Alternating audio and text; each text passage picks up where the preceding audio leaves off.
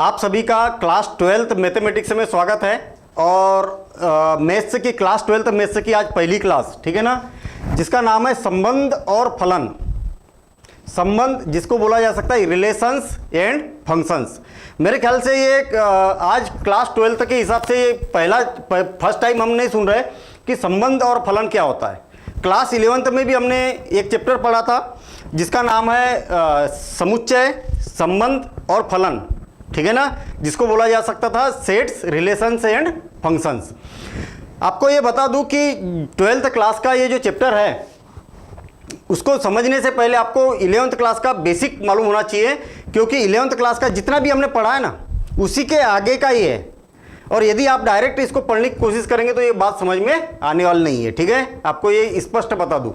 और कई बच्चों का कहना भी ये होता है कि सर हमने पिछले बार तो बहुत अच्छे से पढ़ाई नहीं की थी या जो भी सिचुएशन बनी थी, ठीक है, तो अब हम क्या करें, अब तो समस्या हो गई भाई 11th क्लास तो क्या फिर से 11th क्लास पढ़े। आपको ये बता दूं कि 11th क्लास का हर एक चैप्टर इंपॉर्टेंट है। आपने जब 11th क्लास पढ़ा है तो उस टाइम में आपने देखा भी होगा कि सारे के सारे नए नए चैप्टर मिल रहे थे। सम्मिश्र संख्या जो कि इससे पहले कभी नाम नहीं सुना था, ठीक है ना, और क्रमचय, संचय, ठीक है, ऐसे कई सारे चैप्टर, मतलब लगभग सारे चैप्टर ही बोल सकते हैं हम। तो फर्स्ट टाइम नाम सुना था और कहीं ना कहीं हमें कुछ चेंज मिला था कि पिछले बार जो हमने 9th-10th में पढ़ा था उसकी अपेक्षा कहीं ना कहीं चेंजेस है।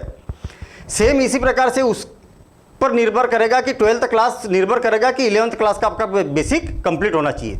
देखिए अभी हम यहाँ पर स्टार्ट कर रहे हैं और पुराने बेसिक को एक बार रिवाइज करेंगे ताकि ये बड़े आसानी से समझ में आएगा। मैं आपको ये बता दूं कि अगर पुराना बेसिक क्लियर है तो सबसे आसान चैप्टर है और पहला भी चैप्टर है।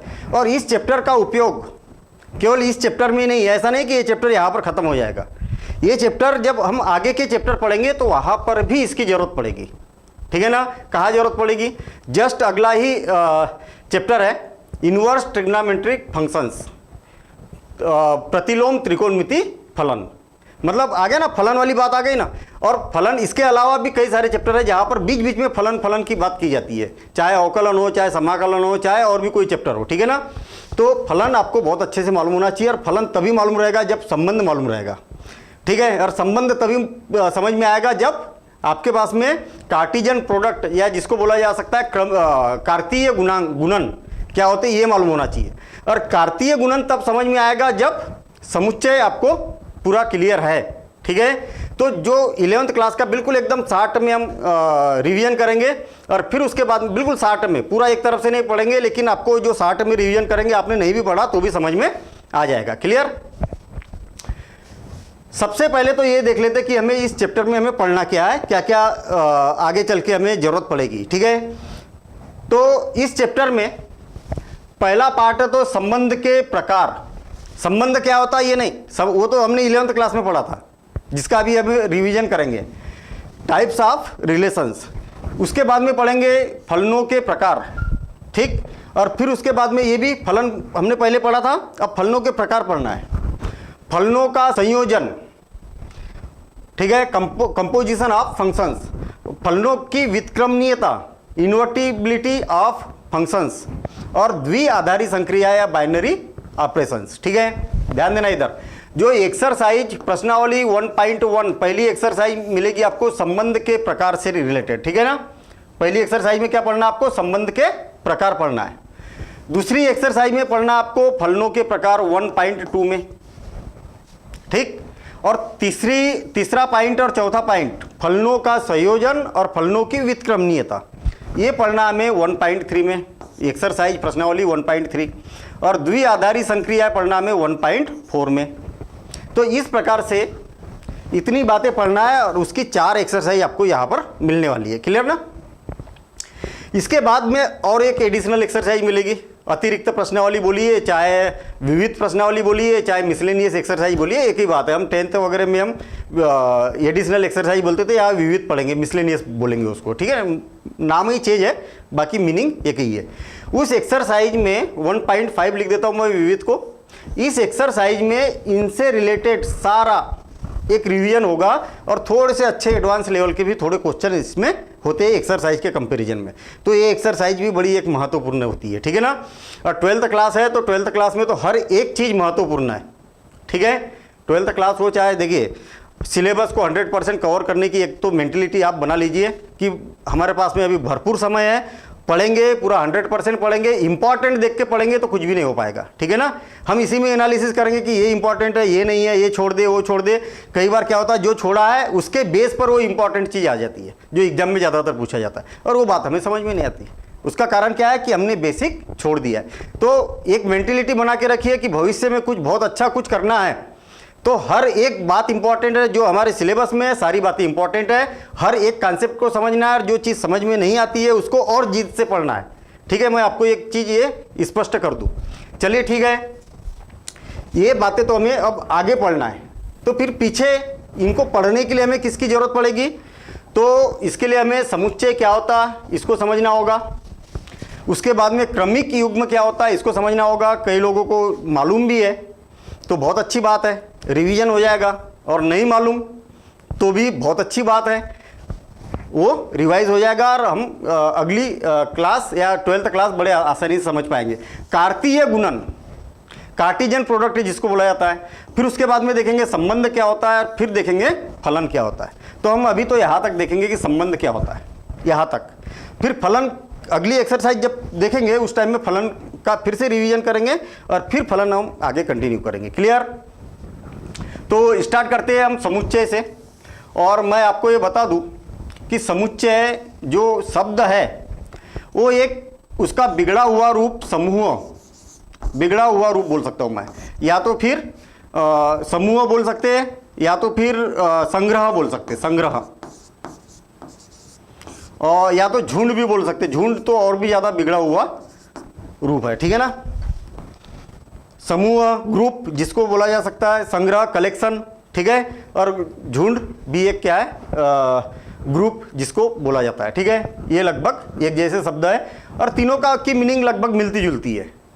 जो समुच्चय शब्द है, वो समुच्चय शब्द जो है ना, समुच्चय, समुच्चय, ये इन्हीं से शब्द आया हुआ है, सेट्स। कैसे? अगर हमारे पास में कोई समूह है या संग्रह है या झुंड है तो उसको अगर आप सुपरिभाषित कर देंगे ना तो वो क्या बन जाएगा?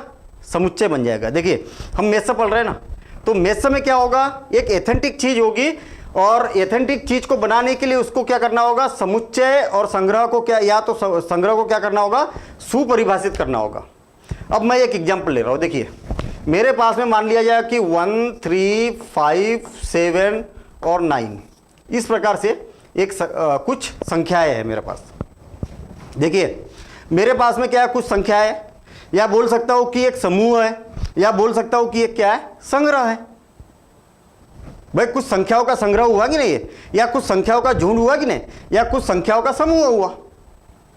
और इस समूह को हम परिभाषित कर सकते हैं।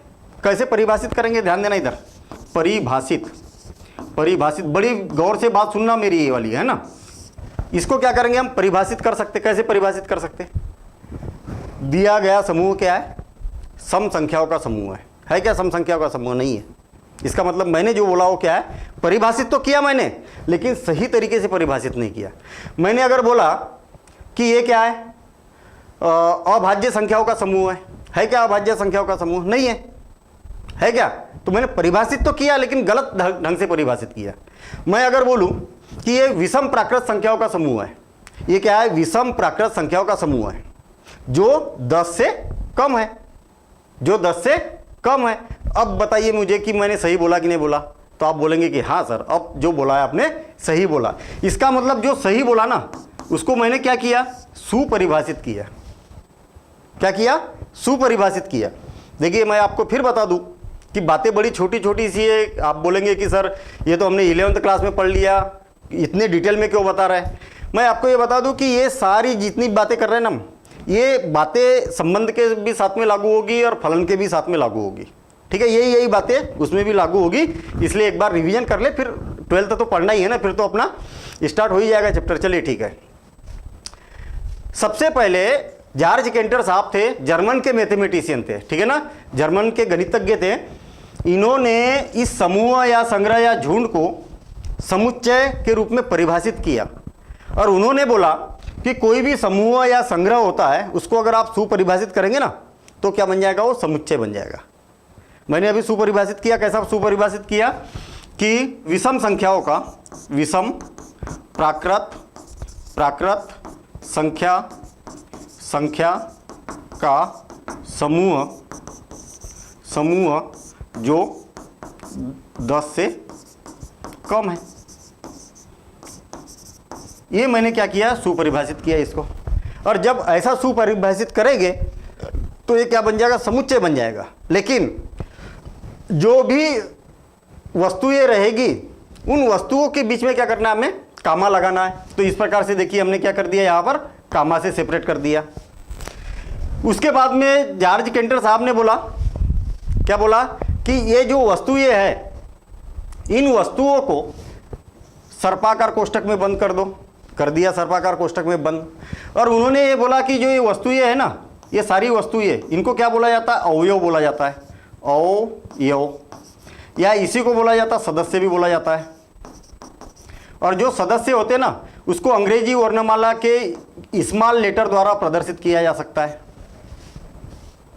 ये जो अवयव है, इन अवयवों को अगर हमें प्रदर्शित करना है तो अंग्रेजी वर्णमाला के छोटे अक्षरों द्वारा इसको प्रदर्शित किया जाता है। और जब ये पूरा बन जाएगा तो ये पूरे इस समुच्चय को अंग्रेजी वर्णमाला के कैपिटल लेटर द्वारा प्रदर्शित किया जाता है, चाहे A B C D X Y Z P Q R, जिससे भी आपको प्रदर्शित करना है ऐसा आप प्रदर्शित कर सकते हैं, लेकिन कैपिटल लेटर। बात समझ में आई? तो और उन्होंने एक बात और बोली है कि अगर कोई वस्तु अगर बार बार आती है तो उसको केवल एक ही बार लिखा जाता है। जैसे मान लिया जाए कि मेरे पास में 1 1 2 3 5 5 और 7 इस टाइप से अगर आता है, देखिए 1 1 दो बार आया तो दो बार लिखने की जरूरत नहीं, 3 बार आया तो भी लिखने की जरूरत नहीं, केवल एक ही बार लिखा जाता है। एक समान वस्तुएं एक बार लिखी जाती है। ये 2 3 5 5 भी दो बार आया तो एक बार हटा दो, तो क्या लिखेंगे 1 2 3 5 7। समझ में आई बात? फिर से बिल्कुल एक बार 60 में वस्तुओं के समूह या संग्रह को सुपरिभाषित करना क्या कहलाता है, समुच्चय कहलाता है। ये बन गई समुच्चय की परिभाषा। इनके जो वस्तुएं रहेगी, वस्तुओं को कैसे प्रदर्शित किया जाता है, अंग्रेजी वर्णमाला के स्मॉल लेटर द्वारा प्रदर्शित किया जाता है। और सभी जो अवयव है उसको कामा द्वारा सेपरेट किया जाता है, कामा द्वारा अलग किया जाता है, या दो अवयवों के बीच में कामा लगाया जाता है। पूरे समुच्चय को अंग्रेजी वर्णमाला के कैपिटल लेटर द्वारा प्रदर्शित किया जाता है। ये बन गया समुच्चय। बिल्कुल शॉर्ट में पढ़ रहे हैं, पूरा बहुत ज़्यादा डिटेल में नहीं पढ़ रहे हैं, लेकिन जिसकी हमें 12th क्लास में ज़रूरत है वो सारी बातें हम यहाँ पर पढ़ते हुए आएंगे। अगर आपको नोट करना है तो वीडियो जब कंप्लीट हो जाएगा उसको रोक के आप नोट्स इसके बनाते हुए चलिए। आपको मैं बता दूं कि दुनिया के सबसे अच्छे नोट्स आपके बनाए हुए नोट्स, उससे अच्छे कोई नोट्स नहीं होते। ये बात को आप खास करके ध्यान रखिए। और यदि आप नोट्स बनाते हैं तो वो डबल इफेक्टिव होता है, डबल इफेक्टिव होता है। नोट्स बनाते समय इस बात का ध्यान रखें कि जैसा एग्जाम में लिखते वैसी मेहनत करना आपको नोट्स बनाने में। और जो मेहनत आपकी बेकार नहीं जाएगी नोट्स बनाने वाली, वो क्या होगा, आपका एक रिवीजन होगा और एक प्रैक्टिस होगी कि हमें एग्जाम में फिर किस प्रकार से लिखना है। ठीक है, तो बहुत सारे नोट्स बनाने के फायदे हैं। और कई बच्चे क्या है, वो रेडीमेड नोट्स के पीछे दौड़ते हैं तो काम भी वैसे ही होता है। फिर भाई आपको रेडीमेड मिल गई, बुक तो है ना आपके पास में रेडीमेड, तो फिर क्या है, नोट्स की क्यों जरूरत है आपको? ठीक है, तो बुक तो है ना, बुक में तो सारी चीज़ें हैं ना आपके पास में। एक बुक नहीं है, 2 बुक है, 3 बुक है, सारी चीज़ें हैं, तो नोट्स ही तो है ना। वो तो और ज़्यादा अच्छे क्वालिटी के नोट्स हो गए और ज़्यादा डिटेल में नोट्स हो गए। तो जो आपके नोट्स रहेंगे, आपके द्वारा लिखे हुए रहेंगे, वही परफेक्ट नोट्स होते हैं और वही सबसे इंपॉर्टेंट नोट्स होते हैं। इसलिए तो स्कूल में बोला जाता ना कि बेटा जो हम पढ़ाते हैं उसको नोट करते हुए चलिए। क्यों बोला जाता है ऐसा? बुक तो लिखी है, फिर भी परिभाषा लिखिए, मैं जो बोल रहा हूँ, है ना। तो उसके फायदे बहुत ज़्यादा है। चलिए ठीक है, अभी तक हम यहाँ तक पहुँचे। अब जो समुच्चय है ना, समुच्चय, इसको प्रदर्शित करने के 2 तरीके हैं हमारे पास। ठीक है, और कैसे 2 तरीके हैं? एक तो तरीका ये है, एक तरीका ये है कि जिसको रोस्टर बोला जाता है, रोस्टर रूप, या इसी को बोला जाता है सारणीबद्ध रूप, सारणीबद्ध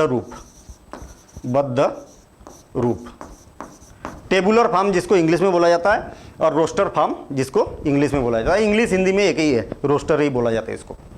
इसी के साथ में और है समुच्चय निर्माण विधि, समुच्चय निर्माण विधि रूप, या समुच्चय निर्माण रूप बोल सकते हैं हम। सेट बिल्डर फॉर्म, ठीक है, सेट बिल्डर फॉर्म इंग्लिश में इसको बोला जाता है। सेम इसी प्रकार से गुण प्रकटीकरण करण रूप। देखिए फिर आपको मैं बता दूं कि जैसा समुच्चय में प्रकट किया जाता है सेम ऐसा ही संबंध और फलन में भी प्रकट किया जाता है, इसलिए ये बातें आपको मालूम होना जरूरी है। उसके भी यही प्रकार है, ठीक है ना। चलिए ठीक है, गुण प्रकटीकरण रूप। पहली बात तो सारणीबद्ध रूप या रोस्टर फॉर्म जिसको बोला जाता है। ये जो मैंने समुच्चय को प्रकट किया था ना, ये सारणीबद्ध रूप है। क्या है ये? सारणीबद्ध रूप है। और गुण प्रकटीकरण रूप, इसका जो गुण होता है, इस अवयव का जो गुण है, उस गुण के आधार पर इसको लिखा जाता है, ठीक। और या समुच्चय निर्माण रूप बोला जाता है इसको। तो कैसे लिखा जाएगा इसको? देखिए पहले तो आप क्या करिए, ये इक्वल टू हमें लिखना है, एक से लिख दीजिए। आप लिख दिया। जैसे एक एग्जाम्पल मान लिया जाए कि मेरे पास में पैसे है, कुछ पैसे रखे मेरे जेब में रखे। किसी ने मुझसे पूछा कि सर आपके पास में कितने पैसे रखे हैं जेब में, ठीक है। तो मैं बोलूँगा कि मेरे पास में 100 रुपये है। क्या आपको सही जवाब मिल गया? आपको सही जवाब मिल गया क्या? भाई आपने मुझसे पूछा कि सर आपके पास में कितने रुपए हैं, तो मैंने बोला कि भाई मेरे पास में जो रुपए है ना वो 100 रुपये है।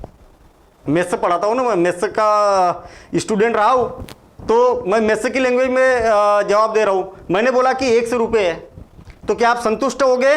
बिल्कुल नहीं होगे संतुष्ट। क्यों नहीं होगे? क्योंकि मैंने घुमा फिरा के आंसर दिया। मैंने ये बोल दिया कि भाई मेरे पास में 100 रुपये है।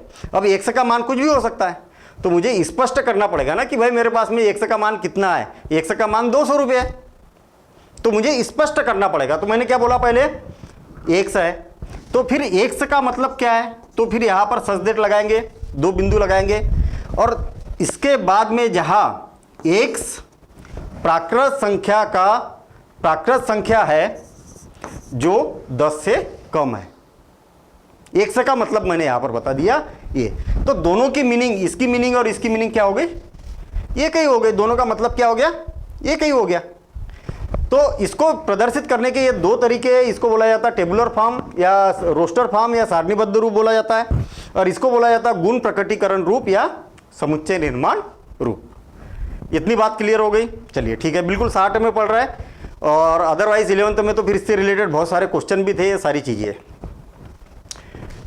हमारे पास में 2 चिन्ह आते हैं खास करके, एक तो ये वाला और एक आता है ये वाला। ये वाला चिन्ह तब यूज किया जाता है, मान लिया जाए कि हमारे पास में क्या है, एक समुच्चय है, ये वाला समुच्चय है। अब इसमें कौन से अवयव? 1 3 5 7 9 है।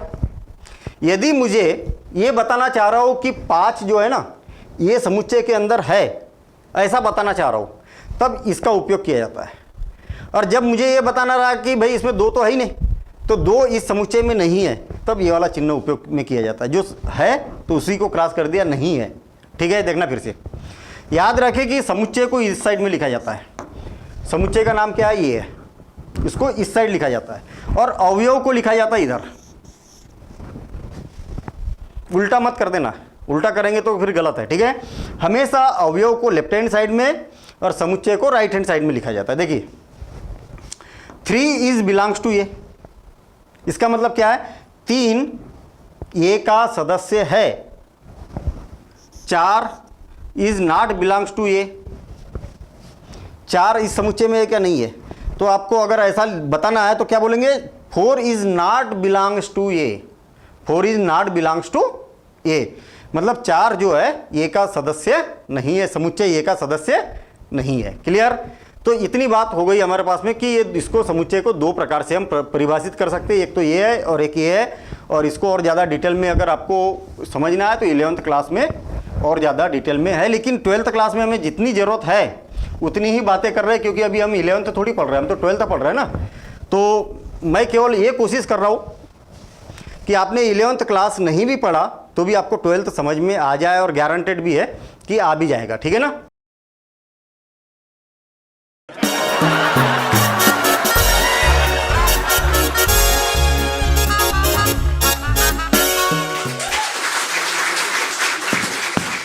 अबे छोटे, क्या हुआ? परेशान लग रहा है तू। यार बड़े पूरा सर दर्द कर रहा है मेरा। डॉक्टर को दिखाया तूने? अभी नहीं, जा रहा हूँ यार दिखाने। हाँ दिखा दे, हो सकता है डॉक्टर सीटी स्कैन करे। अरे बड़े दर्द सर में हो रहा है, पूरा सिटी स्किन क्यों करेगा? अबे मस्ती कम कर, स्टेज पे पढ़ाई कर।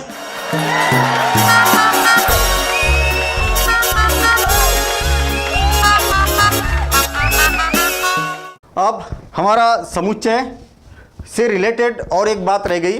क्या रह गई? उप समुच्चय क्या होता है? उप समुच्चय हमारे पास में मान लिया या दो समुच्चय है। दो समुच्चय है, एक समुच्चय बी है और एक समुच्चय क्या है? ये है। समुच्चय बी ए का उप समुच्चय कहलाता है। कौन उप समुच्चय बना रहा हूं मैं? इसको उप बना रहा हूं। उप यानी आपने नहीं सुना, उप मतलब क्या होता है? क्या होता है उप? उप पंजीयन, पंजीयक, मतलब उप सरपंच। गांव में एक होता है उप सरपंच, है ना। मुख्यमंत्री, उप मुख्यमंत्री। क्या होता है? उप मतलब मेरे ख्याल से समझ गए होंगे ना, उससे छोटा। मुख्यमंत्री, उप मुख्यमंत्री। उप मुख्यमंत्री से थोड़ा सा ओहदा इनका छोटा होता है। अगर ये बोले उप सरपंच, सरपंच होता है और उसका एक उप सरपंच होता है, ठीक है। उसका उप सरपंच का ओहदा सरपंच की अपेक्षा छोटा होता है, उसके पास में कुछ पावर कम होते हैं, ठीक है। तो सेम ऐसे ही हो गया समुच्चय। ये समुच्चय और ये क्या हो गया? उप समुच्चय हो गया। कैसे होगा? मेरे ख्याल से परिभाषा तो आप समझ ही गए होंगे इसकी। इसकी अपेक्षा कम, लेकिन ये याद रहे, ऐसा समझिए आप, जो उप सरपंच होता है ना गांव का, उसके पास में जितने भी पावर रहते ना, वो सारे के सारे पावर सरपंच के पास में होते ही होते हैं। ऐसा कोई भी पावर नहीं होता है उप सरपंच के पास में जो कि सरपंच के पास में ना हो, और उसके एक्स्ट्रा भी सरपंच के पास में होते हैं। सरपंच के पास में बहुत पावर है। एक मान लिया जाए गांव का जो सरपंच है, उसके बाद में बहुत सारे पावर है, बहुत सारे उसके पास में पावर है। लेकिन जो उप सरपंच है, उस पावर में से कुछ पावर उप सरपंच के भी पास में होता है। सेम ऐसे ही है। बी ए का उप समुच्चय कहलाता है यदि बी के समस्त अवयव ए में उपस्थित हो। ये उप है ना, तो इसके सारे गुण इसमें होना चाहिए, सारे सदस्य इसमें होना चाहिए। अगर मान लिया जाए कि मेरे पास में ये समुच्चय है 1 2 3 4 5 और 6, तो बी उप समुच्चय होगा, उप समुच्चय होगा 2 4 और 6। सी उप समुच्चय होगा 1 3 5। डी उप समुच्चय होगा 3 और 6। ये सारे उप समुच्चय है इसके, ये के। कैसे? बी में जितने भी अवयव है ना, सारे के सारे अवयव ए में भी है। सी में जितने भी अवयव है ना, सारे के सारे अवयव ए में भी है। डी में जितने भी अवयव है ना, सारे के सारे अवयव ए में भी है। आई बात समझ में? तो ये भी क्या होगा? बी जो है ये उप समुच्चय होगा किसका? ए का। सी भी जो है वो उप समुच्चय होगा ए का, और डी भी जो है वो उप समुच्चय होगा ए का। उप समुच्चय को इस प्रकार से प्रदर्शित किया जाता है। इतनी बात समझ में आ गई, ठीक है। उप समुच्चय क्या होता है? अब क्वेश्चन ये उठता है, अब क्वेश्चन ये उठता है कि भाई किसी समुच्चय के उप समुच्चय कितने हो सकते हैं? देखिए, और एक बात बता रहा हूं मैं। एक ई है जिसमें कोई भी अवयव नहीं है, एक ई है जिसमें क्या है? कोई भी अवयव नहीं है। तो ये जो रिक्त बोला जाता है इसको, तो रिक्त समुच्चय भी इसका उप समुच्चय होता है। रिक्त समुच्चय को फाई से प्रदर्शित किया जाता है। फाई का मतलब होता है कि इसके अंदर कोई भी सदस्य नहीं है। तो याद रखें कि रिक्त समुच्चय जो होता है किसी प्रत्येक समुच्चय का उप समुच्चय होता है। तो जो ई भी है ना, वो भी क्या है? ए का उप समुच्चय है। क्लियर? अब देखिए, कोई अगर समुच्चय है तो उसके उप समुच्चय कितने हो सकते हैं? कोई अगर समुच्चय है तो उसके उप समुच्चय कितने हो सकते हैं? तो देखिए, मान लिया जाए कि हमारे पास में एक समुच्चय है 2, या ये लिख देता हूं मैं ए और बी, और सी भी लिख देता हूं। चलिए ठीक है, दो ही अवयव ले रहा हूं मैं। इसके उप समुच्चय कितने हो सकते हैं? मैंने अभी बताया कि जो रिक्त समुच्चय होता है ना, रिक्त समुच्चय होता है वो सभी का उप समुच्चय होता है। तो एक इसका उप समुच्चय ये तो होगा ही होगा। अगर ए भी उपसमुच्चय होगा, सही है, बी अगर लिखा तो ये भी उपसमुच्चय है, और ए और बी ये भी क्या है, इसका उपसमुच्चय है। देखिए फाई तो हर एक समुच्चय का उपसमुच्चय होता है, इसके समस्त अवयव इसमें है, हाँ है, तो ये भी उपसमुच्चय है, इसके समस्त अवयव इसमें है, हाँ है, इसके भी समस्त अवयव इसमें है, तो हाँ है। तो इस समुच्चय के उपसमुच्चय कितने हो गए, 4 उपसमुच्चय हो गए। और एक एग्जाम्पल ले रहा हूँ मैं,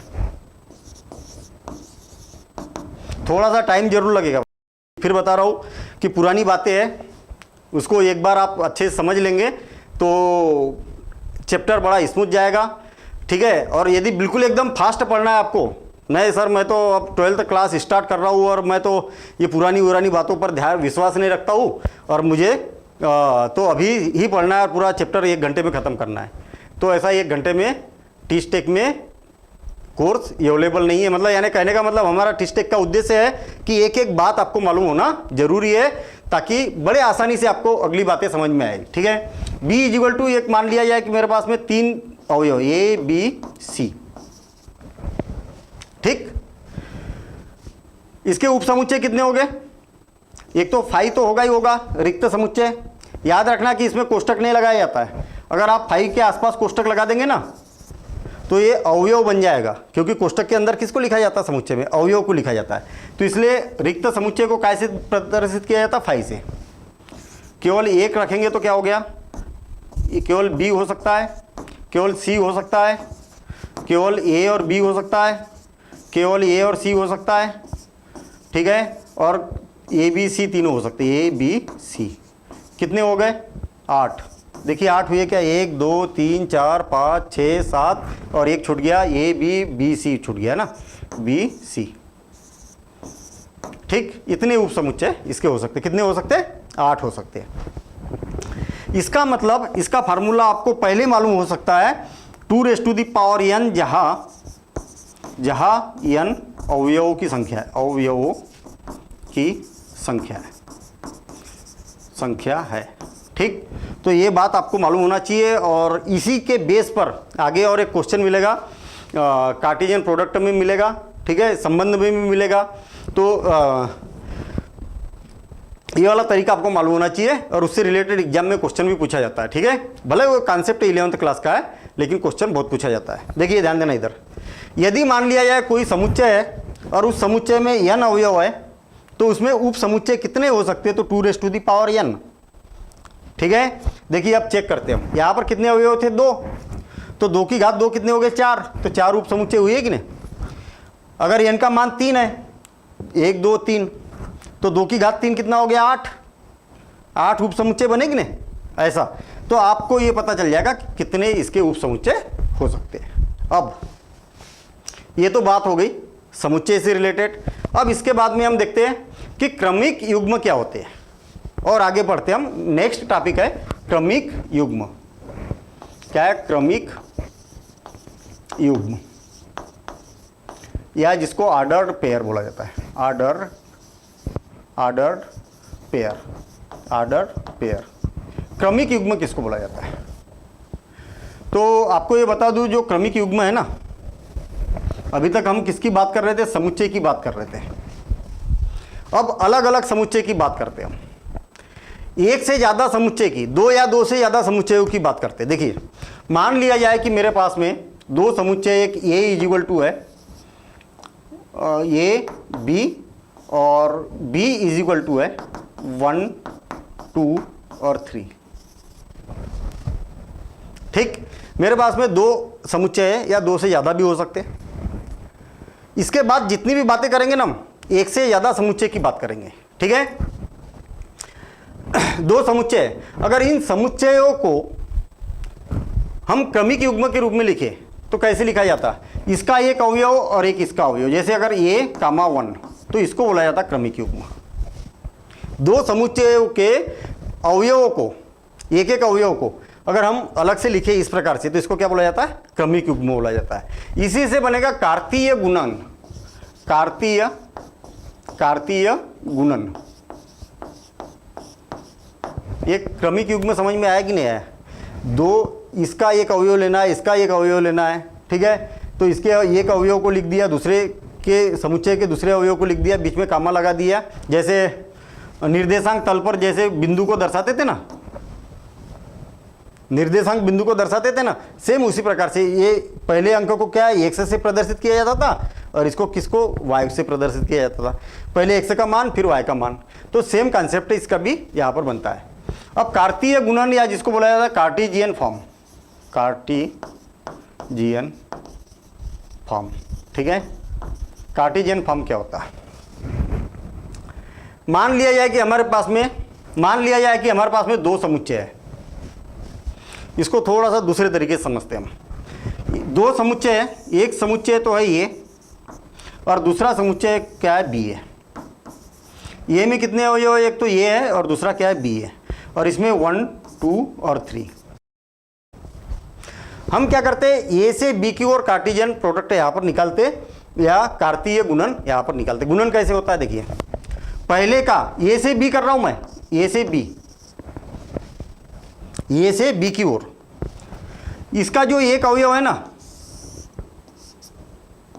इसका सबसे क्रमिक युग्म बना दो। क्या बना दो? क्रमिक युग्म। ए का 1 से, ए का 2 से, ए का 3 से।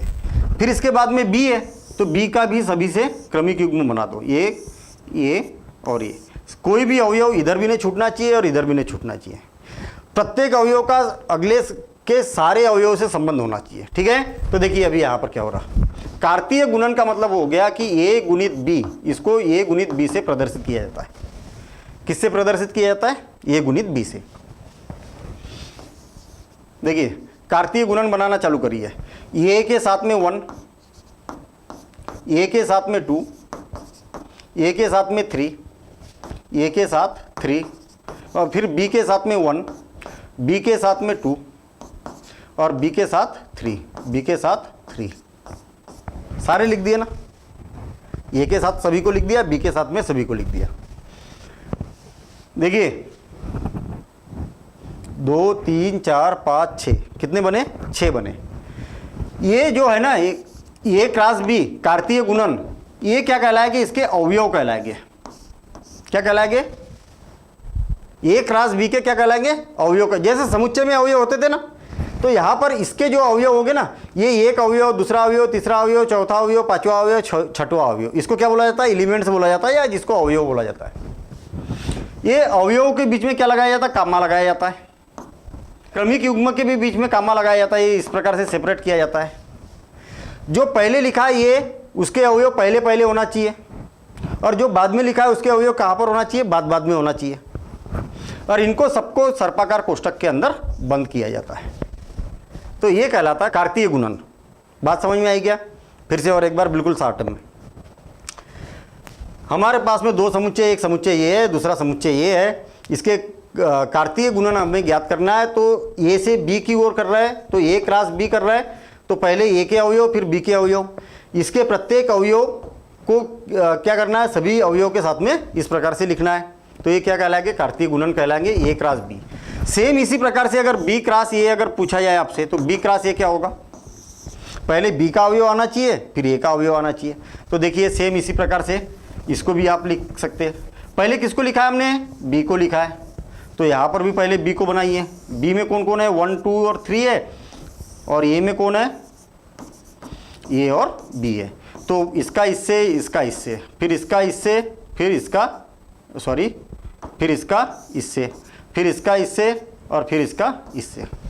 क्या हो जाएगा? 1A, 1B, 2A, 2B, 3A, 3B। ठीक है, इस प्रकार से। और एक करली ब्रैकेट हम बंद कर देते हैं। ठीक है, बी गुणित ये, इस प्रकार से हम यहाँ पर बोल सकते हैं। ठीक है, अब क्वेश्चन ये उठता है कि सर कार्तीय गुणन में अवयव कितने होते हैं? कार्तीय गुणन में अवयव कितने होते हैं? कार्तीय गुणन में अवयव कितने होते हैं? उससे पहले ये भी बात आपको याद रहे कि कभी भी A cross B is not equal to B cross A. A cross B is equal to B cross A कभी इक्वल नहीं होता है। ये तभी होगा जब ए के अवयव और बी के अवयव दोनों के समान हो गए, कहने का मतलब इसमें और इसमें समान अवयव है, तब आप कार्तीय गुणनफल निकालेंगे तो फिर समान हो सकता है ना। अगर मान लिया जाए यहाँ पर भी 1 2 और 3 होता तो 1 1 1 2 1 3, फिर 2 1 2 2 2 3, फिर 3 1 3, आप इसको पलटा दो चाहे ऐसा कर दो तो फिर सेम होगा। अदरवाइज ये दोनों का मान क्या होता, बराबर नहीं होता। ये बात आपको याद रखना है। अब मुझे ये बताइए कि इस कार्तीय गुणन में कितने अवयव होते हैं। तो आपको ये बात मालूम होना चाहिए कि अगर मान लिया जाए कि हमारे पास में अवयवों की संख्या n a, इसमें अवयवों की संख्या मान लिया जाए कि p है, n b, इसमें अवयवों की संख्या कितनी है, q है, तो a क्रॉस b जब निकालेंगे तो इसमें अवयवों की संख्या क्या हो जाएगी, p गुणित q हो जाएगी।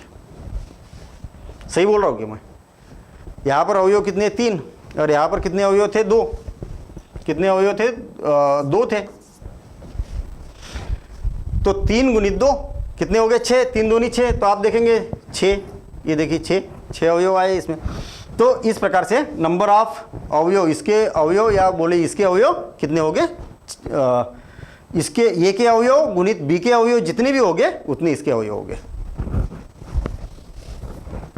यदि मान लिया जाए ए बी सी डी और 1 2 3 4, और जब हम ए क्रॉस बी निकालेंगे तो इसमें अवयवों की संख्या कितनी होगी, कितनी अवयवों की संख्या होगी।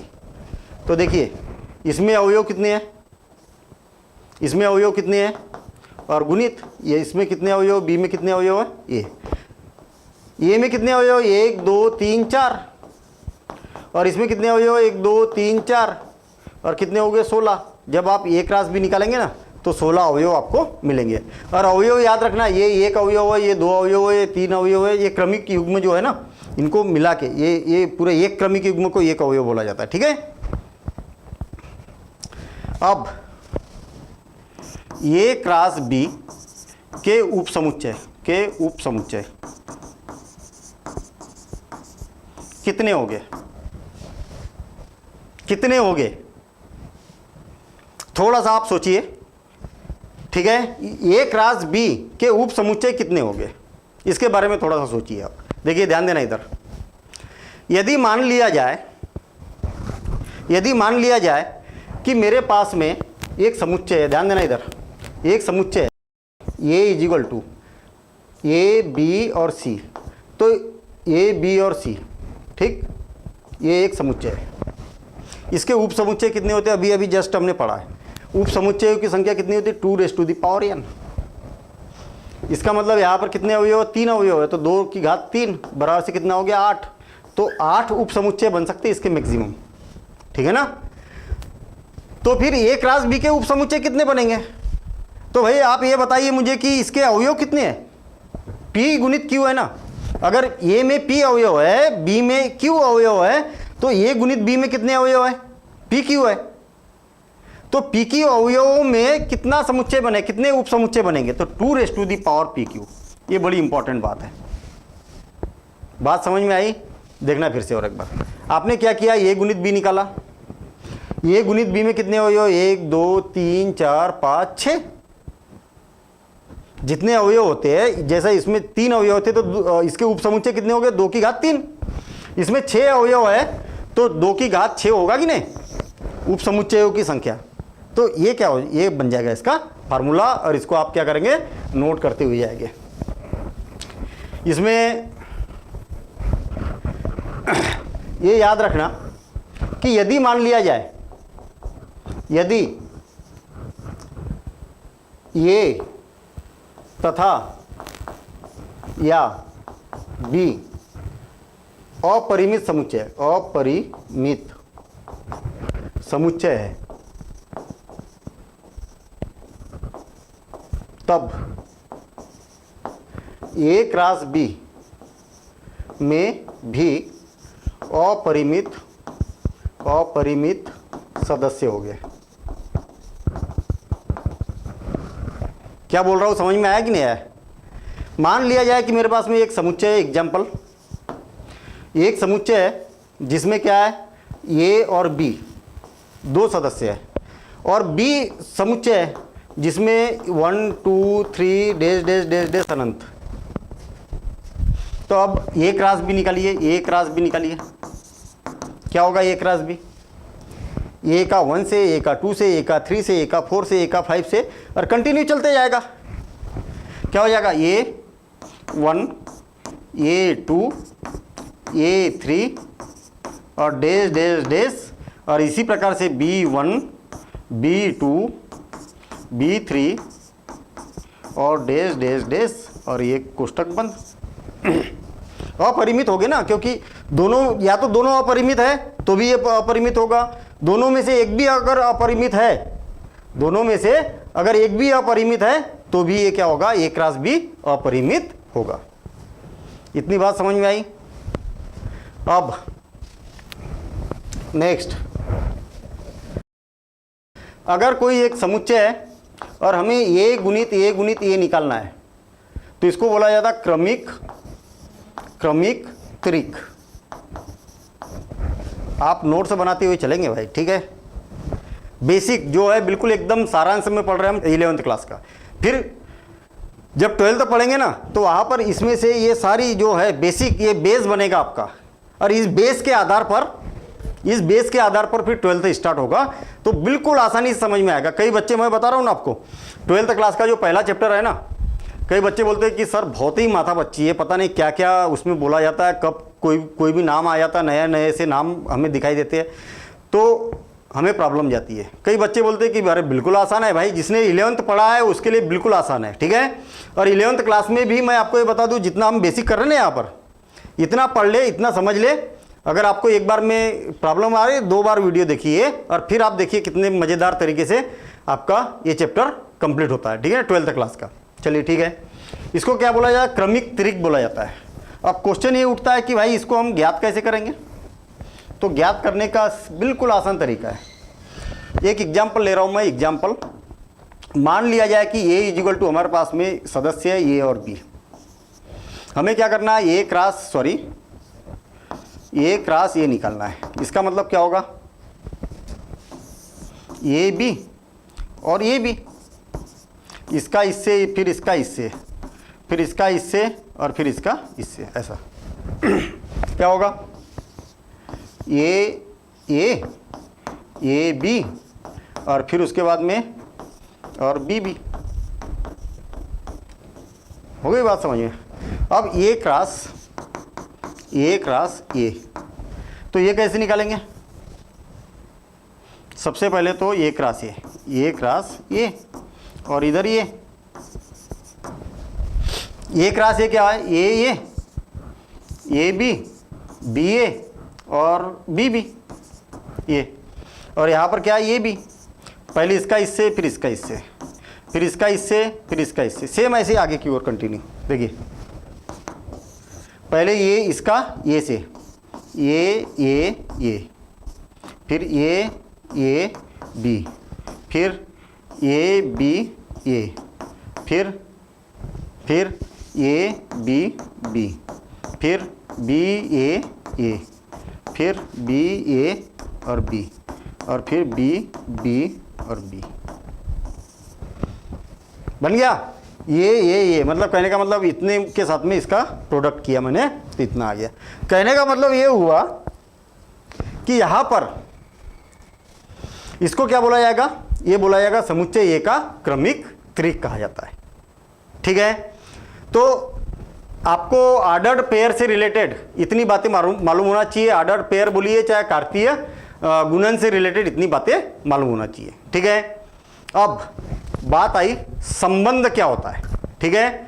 तो संबंध को समझने के लिए अब देखेंगे हम संबंध, और संबंध देखेंगे हम नेक्स्ट क्लास में।